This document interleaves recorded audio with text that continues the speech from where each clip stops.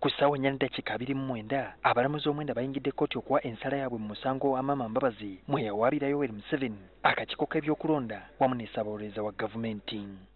Kkooti ebadde ekubyeko bannamateeka okuva mu njuyi zombi ezibadde mu musango guno, abantu ba bulijjo ssaako ne bannamawulire. Nga wayise eddakiika nga 3 ng'abalamuzi bamaze okukkalira, Ssaabalamuzi Bart Katulebe atandise okusoma ebyo bye bakkaanyizzaako. Ezimu ku nsonga kkooti zeejunguludde mwe mubadde kya Pulezidenti Museveni okuba nti yasunsulwa mu bukyamu okusobola okuvuganya ku bwapulezidenti nga mu mpaaba ye Mbabazi agamba nti Museveni yali talondeddwa mu mateeka g'ekibiina ki NRM.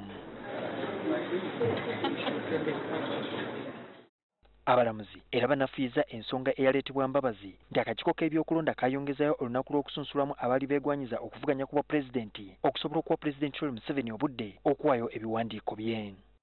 Ezimu ku nsonga endala kkooti zeejunguludde mwe mubadde ekyokugamba nti okulonda kwagenda mu maaso mu bitundu ebitali mu ggwanga wadde nga obubokisi bwali bwanjuluziddwa mu ngeri ekontana n'amateeka.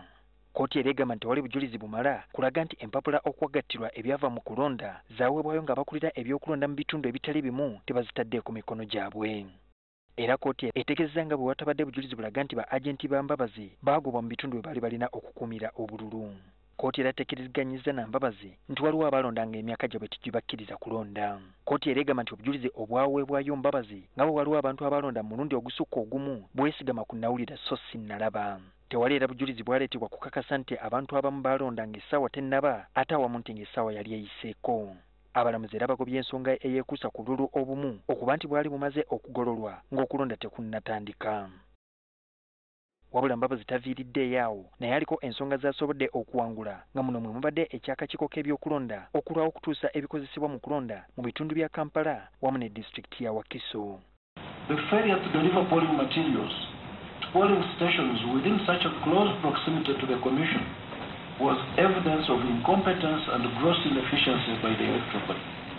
Kuno kwogatta ekya poliisi okumuziyiza okwebuuza ku bantu bwe yamukwatira ejjinja ng'ali ku lugendo lwe okutalaga ebitundu by'obuvanjuba. Kuno kw'ossa ebimu ku byali bivudde mu kulonda mu bitundu ebitali bimu nga Jjinja okwalawo okutuuka ku kitebe awaali walangirirwa ebyali bivudde ku polling stations ez'enjawulo.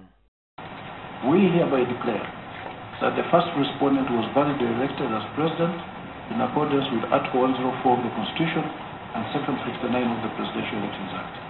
Accordingly, this petition is dismissed. We make no orders to post.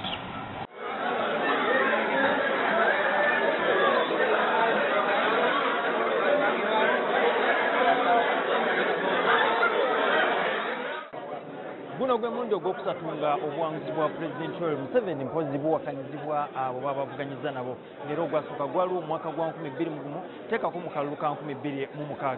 Wabula ku luno ng'abalamuzi bawa ensala yaabwe ekyewuunyisa kye ky'okuba nti abalamuzi bonna omwenda bakkaanyiza mu nsala yaabwe. Julius Senkandwa, NTV, Supreme Court.